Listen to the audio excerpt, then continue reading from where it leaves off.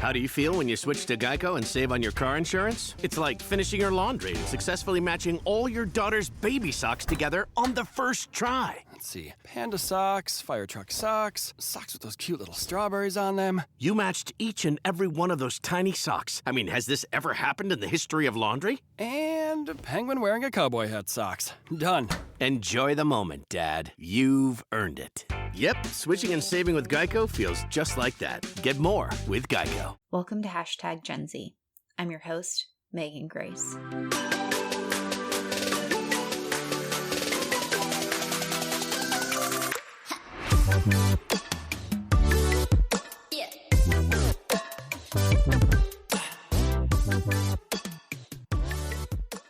Welcome back. This is episode 15 of Hashtag Gen Z, and we're diving into the topic of digital leadership. As we've learned more about Generation Z as leaders and who they look to as leaders, so much is influenced by the online world. As leaders themselves, Gen Z wants to be able to practice action-oriented leadership and make efforts towards a goal. This is something that can be done on an individual basis, and especially in an online setting.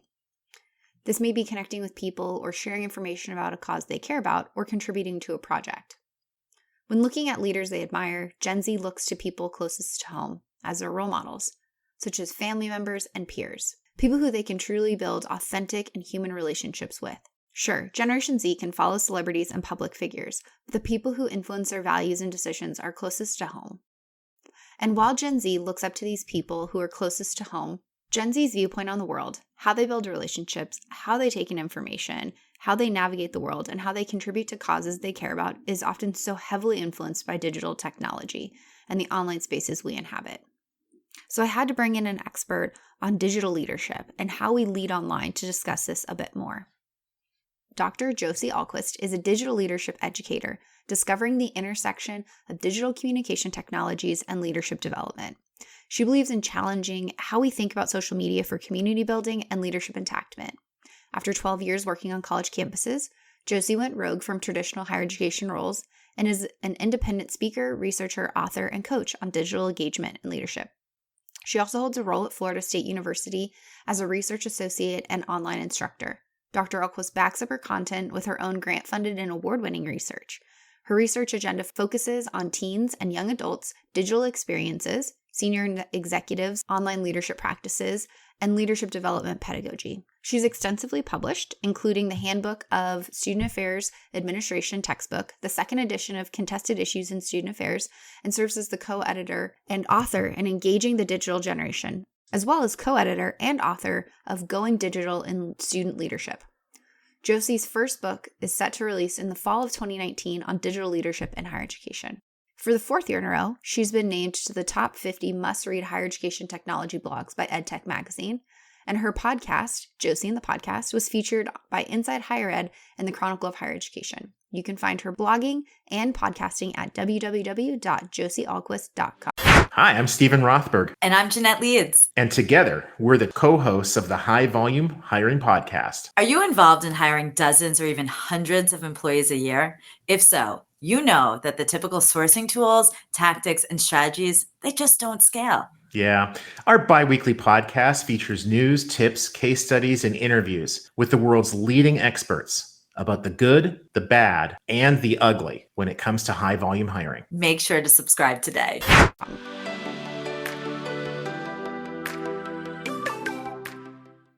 I'm so excited for today's episode and my guest, Dr. Josie Ahlquist, a friend, collaborator, and wonderful supporter. We're so lucky to be able to connect in online spaces, but also in person every now and then. And it's such a re-energizing experience for me to be able to hang out with her and learn from her. She's an absolute expert in this very interesting concept of digital leadership. And I would love to turn it over to her to share a little bit more about what she does. Hi, thank you so much for having me. I am streaming in from Los Angeles, California. I also do work bi-coastal with Florida State University, but that is all online, where I've developed curriculum and I research about the student experience related to digital and leadership. And in between all that, I go and speak at campuses and conferences and help support universities' social media strategy, as well as the social media presence of campus executives. And I'm so excited to be here. I'm a big fan of Megan. Well, thanks. I appreciate it. And this podcast actually would not have come to life without you. So big thank you again for all of your insight. Josie's an incredible podcaster herself and was really helpful in kind of giving me the push and the confidence to getting into this wacky world of podcasting. I had totally forgot that we did that. I think I almost scared you away from it. I'm like, are you sure you want to do that? I don't know if you scared me but away from it, but you definitely gave me some more things to think about. That was for certain. And I'm so thankful for that. I'm, as you know now, a serial podcaster and just love it as a hobby, as a fun way to research and connect with people and share stories. But let's talk about digital leadership, because I think there's this really interesting intersection with leadership and Generation Z. Something, I know a little bit about, something you know a little bit about. But really, I think some of my listeners might not be fully aware of what digital leadership is. So could you give us a little primer on the concept? Well, it's a very new concept and honestly very emerging and figuring out really how one might define that. And I try not to give a cookie cutter definition, but rather examples and skills and almost a new way of seeing the world and social media. It started for me trying to connect the dots of what I'm seeing leaders do in, 2019 and how that shows up on social. And if we can find some connections, because I've spent a lot of my career doing leadership development, making people come to really know themselves, their values, how they want to show up in the world.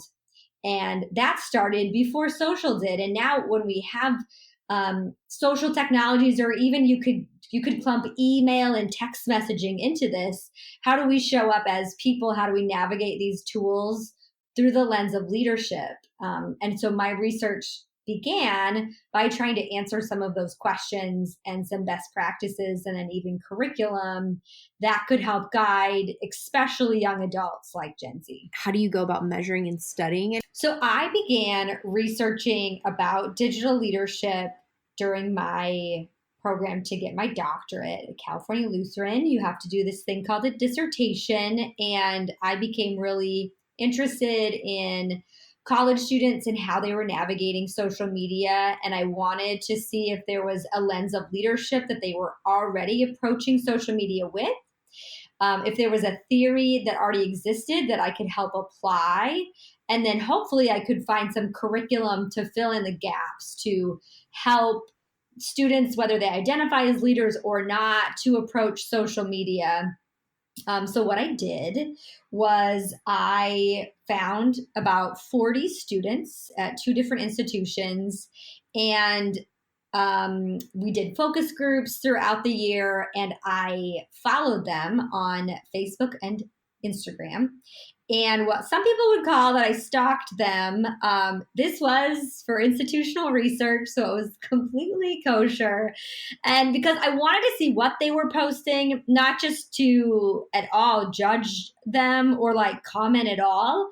I wanted to see what they were telling me in the focus groups, how they were using and seeing social, if that connected to what they were actually doing online. And so we got to have some really interesting conversations there. So that was like 2014. And that has evolved now to curriculum that I built at Florida State. So I continue to do research there to unpack how students are showing up on social, maybe through the lens of what's called emotional intelligent leadership. We've used the research to unpack that. And then I also do research on campus executives. So like a president, a provost, a vice president. I've been studying the past 4 years how they are showing up as leaders and some purpose-driven practices that I find that they are displaying in those positions. So your research is definitely started from this student lens of how students are using the internet and social media specifically in engaging in leadership. So as you know, I do a little bit of peering into the lives of Gen Z as well. And those are college students today. And so I'd be curious to hear from your perspective what effective digital leadership looks like for Generation Z.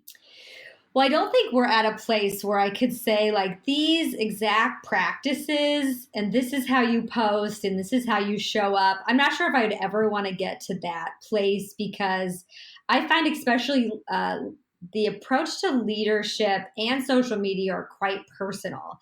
And if I was to say these are the exact same things that you should do, it really wouldn't probably feel like it resonates or that it's authentic. And especially in social media, if you follow certain celebrities or even brands, you can tell the ones that feel like it's legit, that it's literally not a robot behind the account. And same with a leader that you meet in person. I think what I'm trying to teach with leadership and with digital is some of the core skills and capacities that a lot of leadership education tries to bring to life. And that is, how can you really, really figure out who you are, what's important to you, your values, your mission, and how can you connect and make that congruent with how you show up on social media? Or if there are some inequities, because there are, right, in our society, in how we can show up based upon our identities. But that is even important to bring to life as you unpack your identity and your ways of being in leadership. I think that you're definitely spot on in the young people I've talked with about what matters in social media and what matters in communication, that authenticity and being really true to who you are, being a human, owning being a human, all the elements of being a human, the silliness, the wrongdoings, the mistakes, is a huge piece of that. And I think that digital leadership, and you brought up businesses, those who are trying to engage in digital leadership with Gen Z, I think are going to need to take a lot of notes specifically on that, of like, how do we, as much as our lives are facilitated through technology these days, what can we be doing to facilitate these human interactions, which sounds so interesting and different because we're so distant, but we're trying to facilitate that human experience across that distance. I'm really intrigued to see how your work and my work continues to intersect, because my next question is going to be, how have you seen Gen Z engage in digital leadership? I wonder if we peer into the same accounts and the same lives, because I definitely have my observations of it, but I would love to hear from your perspective. Well, just going back to kind of that last topic, is it's the connecting and with businesses and what are kind of executive leaders right now. I'm trying to bridge that gap. I sometimes feel like I'm the interpreter of what I'm seeing done on social, especially with young adults, or if you call them Gen Z or millennials. So they understand, and they also are able to approach a tool like Instagram and not be both awkward, but also show up as like inauthentic. It's almost like a different language to get a university president to understand why you would do certain thing in Instagram stories that just isn't even in their vernacular. So some of it's skill, and then some of it also is getting them to like loosen up and not take themselves so seriously if they want to be in those spaces and actually be well received. So anyway, and I think the other piece too, the reason why I do what I do is a huge discovery I had in my research was the message that I was getting loud and clear from the students in my study was they grew up with a lot of shame and scare tactics about what they shouldn't be doing on social, what to worry about, the outcomes that would come of it if they posted XYZ, but they were never given this potential pathway to possibilities. Because if it wasn't for blogging and Twitter for me, I would not be where I am today. Does everybody need to use these tools to build a business and be a speaker? No. But if we're only giving the one narrative that if you post this thing, you're going to ruin your life, then I feel like we're kind of setting up a lot of ourselves for anxiety. So I try to balance the scales. Like, sure, we've got these facts of what these tools can and can't be, but I've gotten excited from my research with young adults is that was the biggest piece that was missing for them is what can be possible with a tool to still take care of myself, but maybe use it in a way that aligns with what I want to do in my life. I think that's a really important message as well to think. I know that even as a millennial, like they were like, you have to be careful what you put online because it's going to haunt you forever. Well, I mean, we see it all the time of things that were not put online that come back years and years later to quote unquote haunt people. But people seem to move past it. I think it's really interesting of the way that we think about like the personal record. Mm-hmm. Like I know that like when I was in like school, it'd be like, oh, you have to be careful. It's going to go on your personal or it's going to go on your permanent record forever.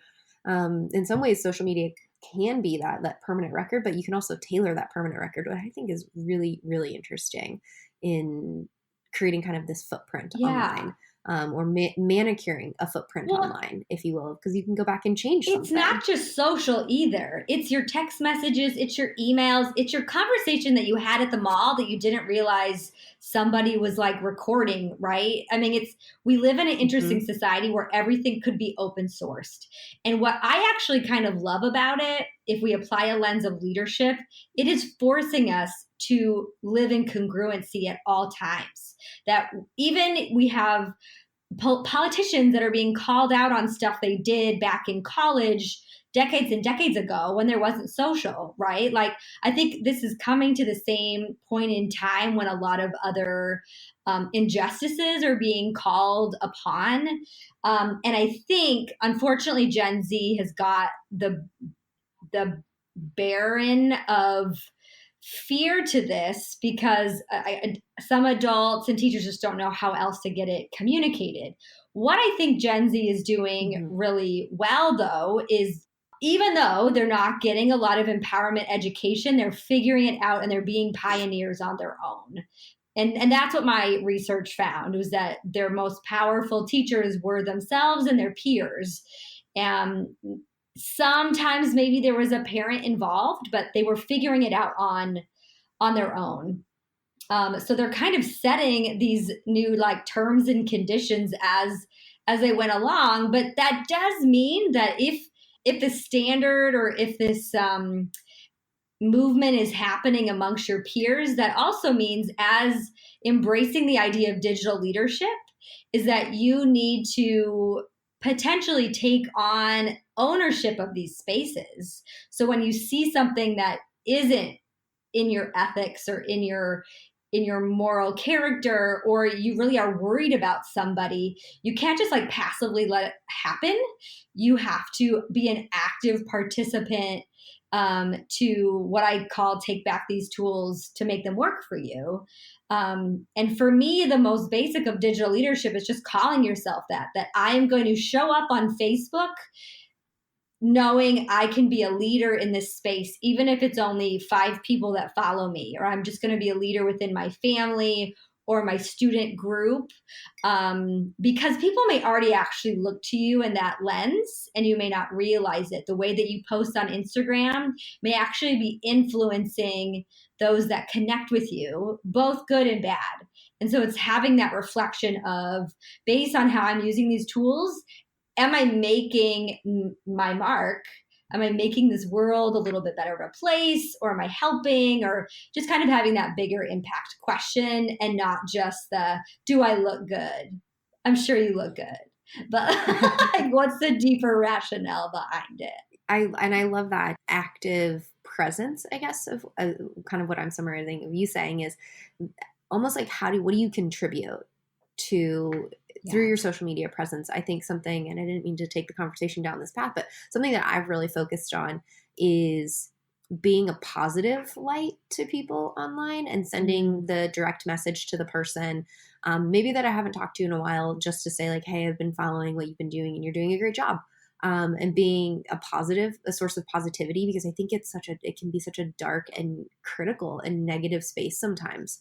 Oh, sure. Yeah. And I think that's, if I reflect on my own practice of like, what is a way that I try to contribute in an online place? It's being a cheerleader for people and building people up. If I don't necessarily agree with them, it's kind of like that old phrase of like, my mama taught me, don't say anything if you don't have anything nice to say. And if I don't agree, I just don't say anything. But I think the next level of this is, how do we work through when we don't agree with people, saying something civilly?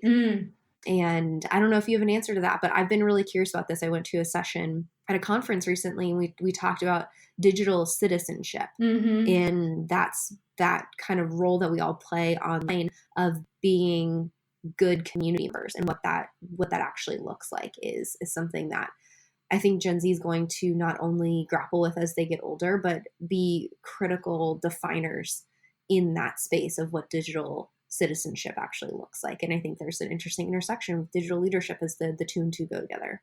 Absolutely.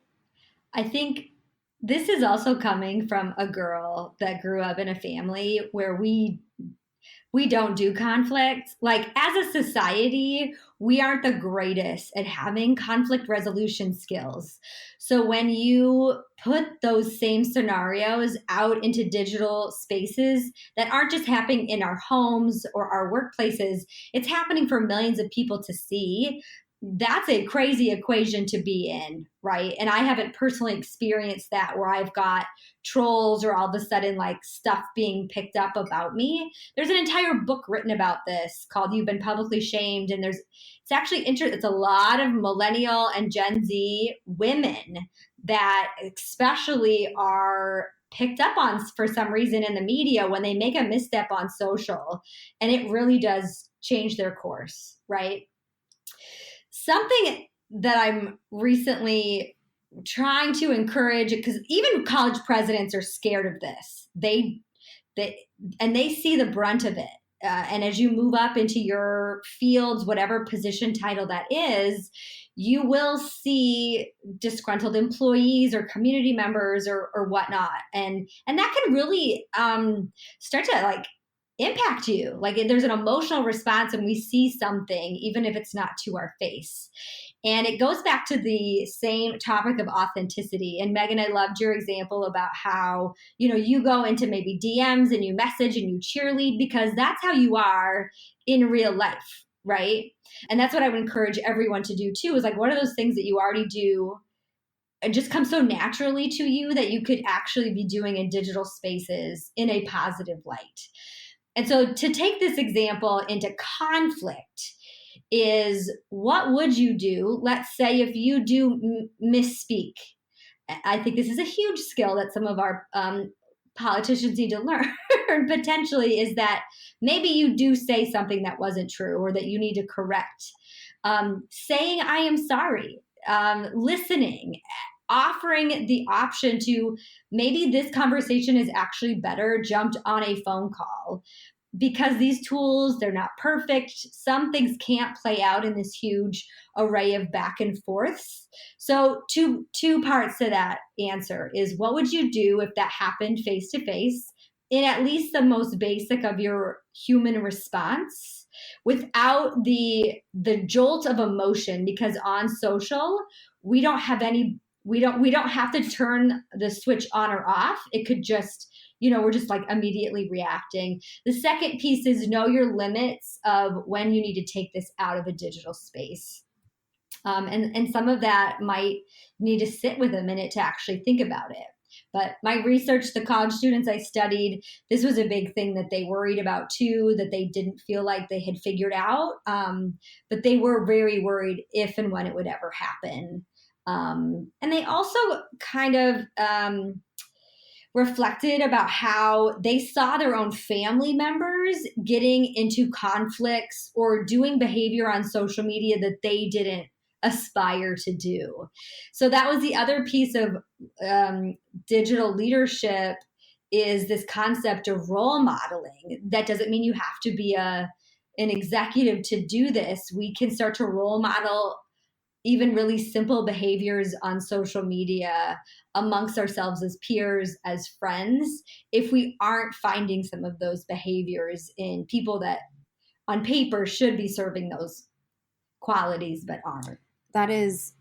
It's really interesting that this was like a concern as well, but I'm also seeing the kind of the intersection of how much overlap there is in the social etiquette that takes place both in person and online. And sometimes we forget in the online capacity that we just have to revert back to how we used to always talk to each other. That if we got in a fight with our friend, we didn't just sit and text about it. We like needed to go have a face-to-face conversation, and kind of comes full circle of we have to default back to, again, bringing in the human element of communication and connection. So I think that's really interesting. And you've started to kind of give a few, tips for people that are, engaging in digital leadership, but specifically, what are some of the Dr. Josie Ahlquist strategies and tips, without giving away, all of your wealth of knowledge, some quick tips that those who want to engage Gen Z, or those who want to engage in effective digital leadership, what might that look like? So maybe 2 or 3 things that anyone could practice and start focusing on. I think the first thing I would suggest is for you to take on and embrace your role as a researcher, to see what this concept of digital leadership means to you in what you're currently seeing. So instead of just maybe assuming, a digital influencer or leader is based upon how many followers you have, or if you're a celebrity. I mean, because if we looked at based on followership, then we would define someone like Kim Kardashian or Justin Bieber to like have figured it out. And what I would encourage you to do is think about your first, second, third job that you want, or like, what are you attaining for down the line? Who's currently in those positions, or the lifestyle that you hope to have, who currently has that, and try to find them on social and see how they're using social media. And you get to be the interpreter of what skills and qualities and tactics are they doing that feel of interest or aligned with you, and try them on. That's the interesting part, is we can show up on Instagram and try a few tactics, or connect with a few folks. And then we get to kind of feel out our skin to be like, how does this feel to me? So it helps if you have some others that are already maybe forging in this area that you could see. So even like, so for example, if you want to be a dentist, if you look at the industry of dentistry, like let's say you want to have your own practice, you're actually going to have to take on marketing skills and showing up on social in a way that you may have not have been taught in some of your, like courses. So follow some dentists. If you want to be a lawyer, same thing. How do you find some really engaging, emerging lawyers showing up in different digital spaces? So be inspired by the industry, by the lifestyles, the hobbies of those that you aspire to, and not just, like I might live in Los Angeles and Hollywood, but just because they have the most followers doesn't necessarily mean that's defined as the most influential and the way I would define leadership. I also would turn the switch on in what I call digital wellness, which fuels digital leadership, our wellness and how we feel and how we take care of ourselves. There has definitely been studies of how social and mobile can impact that, both good and bad. And all I want you to do is turn up the volume of how you feel on different platforms. So I know when I go to Pinterest, I feel a whole lot different than when I go to Twitter. Because on Pinterest, I'm looking at quotes and puppies and recipes that I probably will still mess up, but I am fueling positive emotions. And sometimes on Twitter, I might not feel that same way. And that's okay. But at least I know when I go onto Twitter, I might see and experience something different. But if that platform becomes so problematic for me that it's affecting maybe way other parts of me, then I might need to be my own barometer in saying, gosh, maybe I shouldn't go to Twitter today. Like, let's just see how that feels. I might feel a little anxiety. Okay, that's interesting. I feel anxiety when I don't go to Twitter. I wonder why that is. Well, for me, I don't have FOMO, but I'm a curious person. Okay. I want to know what's going on. And I think turning the switch on how you feel on these different platforms gives you more ownership, because you might find you're going to platforms to maybe fuel positive emotions that actually aren't giving you that, or they might be and you don't even realize it. And then you can rationalize why you would use a platform a certain way or not. Really, I've never actually sat down and thought about how I feel about using each platform, and beyond just like the utility typically, or like it's like, you know, right in your face what Twitter's for, what Instagram's for, what are all these different platforms for. I've never really reflected on how they, for the most part, make me feel. And I've definitely had friends who have said, you know, I'm no longer going to use XYZ platform. And I was like, but why? That's where we talk. And I didn't even consider what really was the motivation behind it. I just thought they were like trying to be cool. But I think it's a matter of like, maybe I need to sit and reflect and just be like, how do I feel on each of these platforms? Because when I use Pinterest, I am like, wow, I've redesigned my entire home.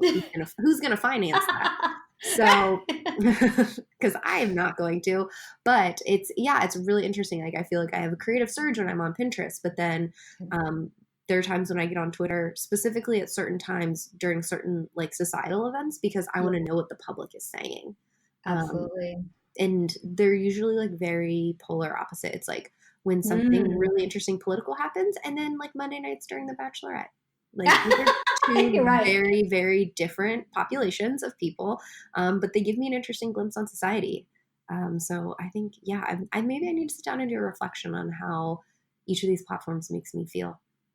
Well, some of it's all about self-regulation, and I use myself as a example all the time because I am not an expert of my own self-regulation sometimes. And we can even look at our use of our mobile usage, from like screen time to Instagram tells you how long you've been on the platform. So like that's another tool. But the moderating piece is, again, just turn it on, pay attention, don't have like shame about it, and see if, as like your own researcher of self, if you can start to connect some dots. And for me, I have a business where I'm on social. So I unfortunately can't just log off and never be on these, but I know certain ones I might jump on and off quicker just to get in and get out instead of getting sucked in. And that can help me. Absolutely. I've included screen times in my, I now find that I do like the screen time through my phone. Like, it'll log in each day for certain types of apps and certain things. And then it'll just all of a sudden be like, you've hit your limit. And it's like, I lost all my tokens for the day. Like, I don't get to play anymore.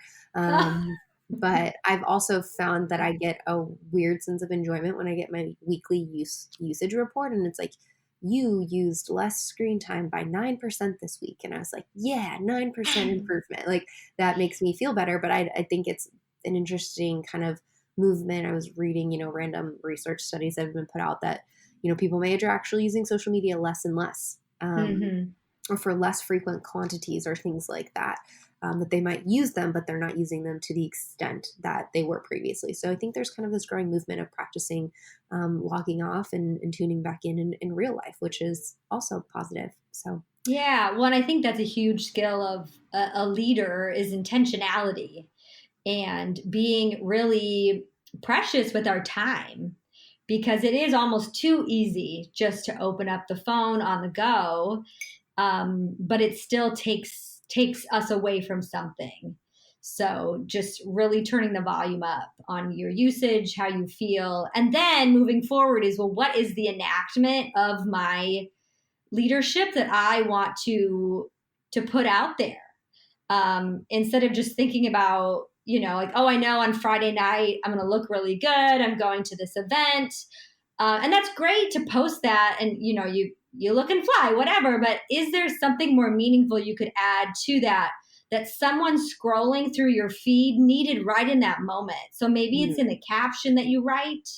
Maybe it's posting it and there's just like, why?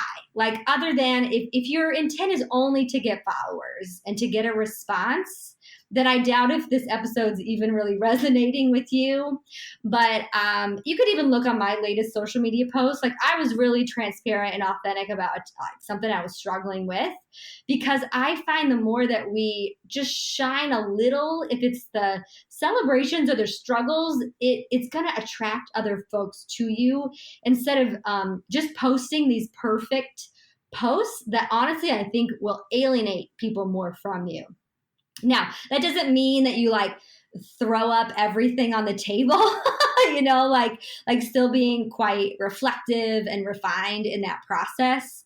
But really having the intent that hoping whatever you're putting out there can really be felt by people and not just liked and responded to in like an algorithm sense. I think that's what brings me back to the platforms, in hopes that they can be made for good. I think that they absolutely can be such a powerful agent for people to find connection and for people to find support. I'm a big fan of them.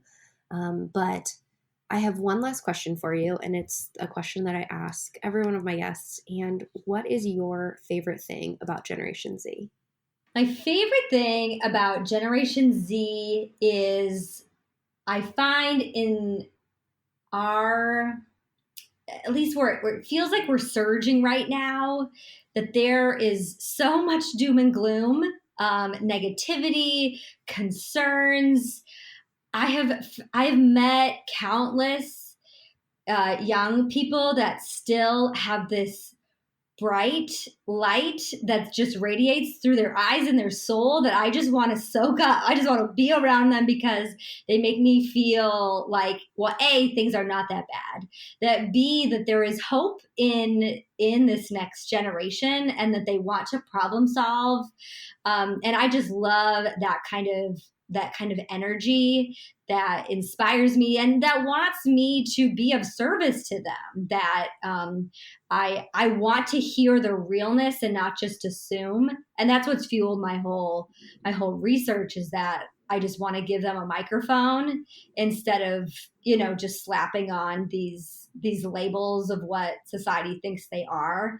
But I think it's a light that I love. That's my favorite thing. Yes, I 100%. I think like Gen Z's biggest fan, or at least in the top 10, without being without being a member of the generation. I'm like their biggest fangirl. But kind of in relation to this whole concept around digital leadership, we were able to kind of, in our research, look at how they want to solve some of the world's problems. And I think there's kind of this connection that has grown as one of my favorite things, is that they go about solving problems by learning about issues and then raising awareness around them. And I think that why they gravitate towards being able to solve problems that way, or at least engage with social issues that way, is solely because of the digital space in which they have grown up in. That I think that they have these tools and they know that they can wield them in a very powerful way to solve some problems by raising awareness. A lot of them are still pretty young, but so they might not have the financial capital or the political capital or the social capital to really leverage some power towards these big issues, but they're doing wonderful things in terms of mobilizing and spreading awareness and kind of creating these grassroots movements and using the tools that they do have. So I think that's one of my favorite things about them, kind of bridging our two favorite things together, if you will, of they are hopeful, but they're also really good at recognizing the problems that we're going to have to face as a society and educating people on them. So. Right. And I mean, they're working with limited resources, as you shared, but also limited education. I don't find a lot of adults and educators really tackling this in the way that they're actually using the tools and giving them the credit they deserve. So yeah, go Gen Z. Yeah, no, they're the best. No, they really are. They're awesome. Yeah. Well, Josie, thank you so much for stopping by and sharing some of your expertise and insights on digital leadership. I know this is something that I have to continually kind of have a practicing moment and remind myself that everywhere we go, even in our online spaces, we have an opportunity to impact people and do so through leadership, as long as we're having this element of focus on it as well. So Thank you so much for being here and sharing your insights. You're welcome. My pleasure. Whether you're a payroll pro or an employee wanting to understand your paycheck better, we've got you covered. Tune into It's About Payroll for expert insights on payroll trends and compliance, or check out It's About Your Paycheck, the go-to podcast for employees looking to understand their pay and rights. 2 great shows, 2 great hosts. Listen now, brought to you by Work Defined, where payroll meets clarity.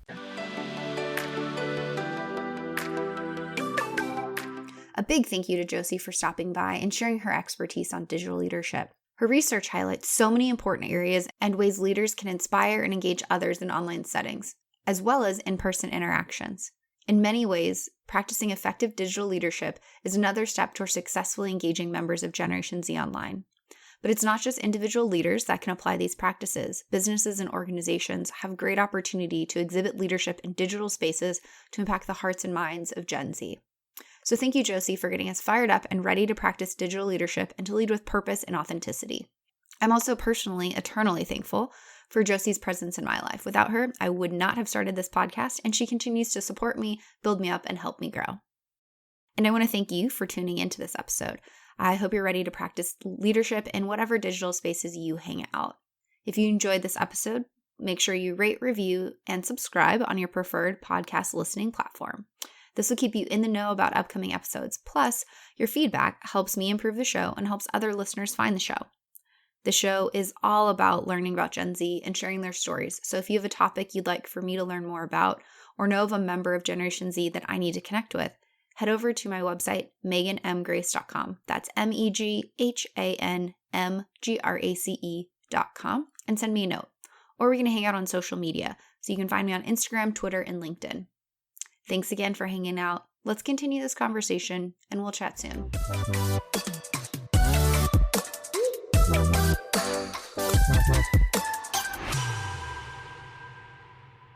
How do you feel when you switch to Geico and save on your car insurance? It's like getting right out of bed late for work, yet your hair looks immaculate. No blow dryer, no comb, no sculpting gel. Just a flawless look. As if you walked out of your house and straight onto the cover of a men's fashion magazine. Good morning, Steven. Oh, have you done something new with your hair? It looks amazing. They don't have the slightest clue you were half asleep, drooling on your pillow not 10 minutes ago. Yep, switching and saving with Geico feels just like that. Get more with Geico.